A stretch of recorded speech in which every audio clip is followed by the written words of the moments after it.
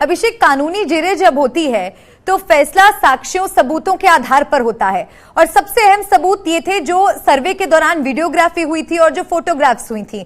और हमने देखा था कि कितने लंबे वक्त तक ये बहस देश में छिड़ गई थी कि फवारा है या शिवलिंग है, उसको लेकर के किस तरह की चर्चा कोर्ट में हुई।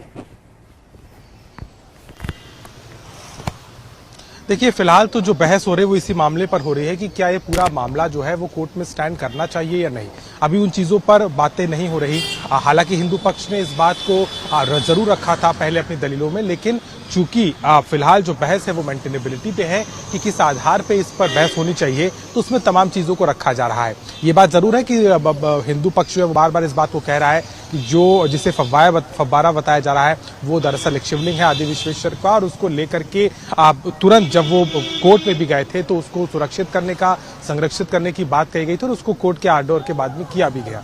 लेकिन फिलहाल प्रारंभिक तौर पे चूंकि इस पूरे मामले को लेकर के सबसे बड़ी बात यही है कि क्या जिस तरीके का आरोप मुस्लिम पक्ष लगा रहा है कि ये वर्कशिप एक्ट का उल्लंघन है, तो वहीं दूसरी तरफ हिंदू पक्ष जो बार बार इस बात को कह रहा है कि पहले इसके धार्मिक स्वरूप को तय करना होगा तभी इस पे आगे बहस हो सकती है। तो ये तमाम चीजें रखी जा रही हैं। और पहले ज्ञानवापी परिसर में जो स्थान जिसे मस्जिद कहा जाता है और जिसे हिंदू पक्ष मंदिर का एक हिस्सा बताता है, वहां पर श्रृंगार गौरी का मंदिर था, वहां पूजा होती थी। जो पांचों याचिका करता थी वादिनियां, वो भी बार बार इस बात को कहने के लिए ही अपने पूजा के अधिकार के लिए कोर्ट में गई हैं। तो उन तमाम चीजों पहलुओं को एक एक करके कोर्ट अपने संज्ञान में लेगा और पहले इस बात को सुनिश्चित करेगा कि क्या ये पूरा मामला सुनने लायक है कि नहीं। तो प्रारंभिक तौर पे वही चीजें अभी फिलहाल चल रही हैं। हाँ, जो डॉक्यूमेंटेशन हुआ था, जो सर्वे हुआ था, वो रिपोर्ट्स बाकायदा कोर्ट के कस्टडी में है।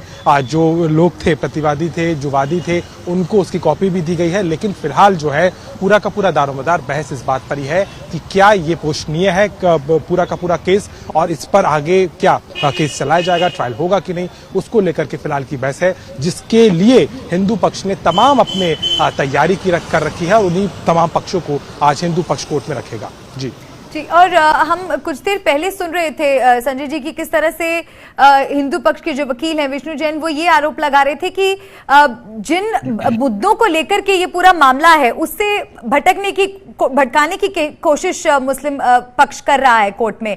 तो उन दावों में आपको क्या लगता है, कितना दम है? वो कह रहे हैं कि जो असल मुद्दा है जिस पर पूरी बहस हो रही है उस पर तो एक बार भी बात मुस्लिम पक्ष ने नहीं की। जी हाँ, बिल्कुल। और अदालतों में मामले इसीलिए जाते हैं, अदालती सुनवाइयां इसीलिए होती हैं कि मामले का अटकाव, लटकाव और भटकाव उससे बचा जाए।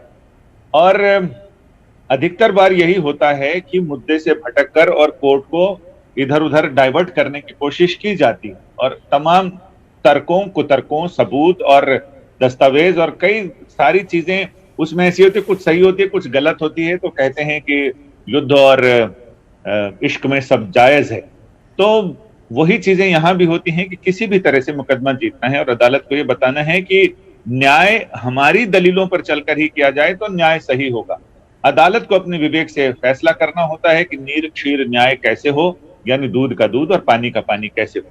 क्योंकि अदालतों में जब चीजें जाती हैं तो तर्क कुतर्क सारी चीजों का सहारा लिया जाता है। झूठे गवाह भी पेश किए जाते हैं, झूठे दस्तावेज भी पेश किए जाते हैं, झूठे सबूत भी जुटाए जाते हैं, लेकिन अदालत उसको ये अपने विवेक से तय करती है कि क्या सच है, क्या झूठ है, और उसके बाद ही फिर फैसला होता है। सिविल मामला है, क्योंकि क्रिमिनल मामला नहीं है, सिविल मामला है, ये सिविल सूट है, यानी अधिकार का मामला है, दावेदारी का मामला है। तो इसमें अदालत तमाम सारे पक्ष अपनी अपनी दलीलें रख रहे हैं, लेकिन जहां पर वो शिवलिंग मिला है उसके बारे में, जो तथाकथित शिवलिंग जिसके बारे में हिंदू पक्षकार दावा कर रहे हैं कि वो शिवलिंग है, मुस्लिम पक्षकार कह रहे हैं कि वो फव्वारा है, तो उसे ये कहते हैं कि वो आदि विश्वेश्वर का मूल मंदिर वही था।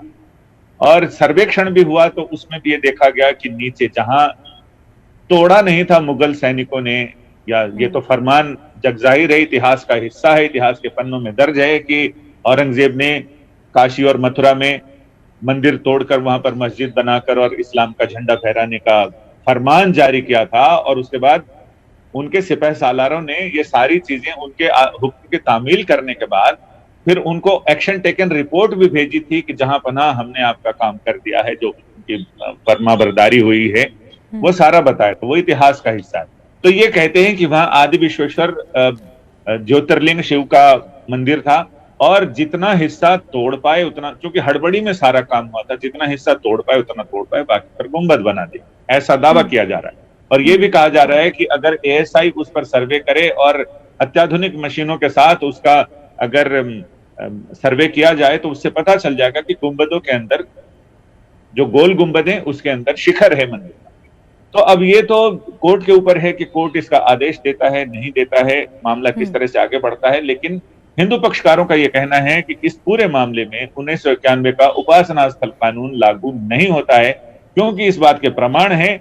और ये पूरा इलाका, अगर पुराणों की बात करें तो स्कंद पुराण और बाकी कई पुराणों के साथ इतिहास में और कई धार्मिक ग्रंथों में इस बात का उल्लेख है कि काशी का जो 5 कोस का क्षेत्र है वो अतिशय क्षेत्र कहलाता है। और काशी विश्वनाथ के जो वहां के राजा माने जाते हैं, विश्वनाथ जी, उनका वो शक्ति क्षेत्र है, अधिकार क्षेत्र है, लिहाजा वहां उन्हीं की सत्ता है और उनको अपनी जगह से बेदखल किया गया है। लिहाजा आदि विश्वेश्वर की जगह उनको दिलाई जाए, उनका स्थान उनको दिलाया जाए।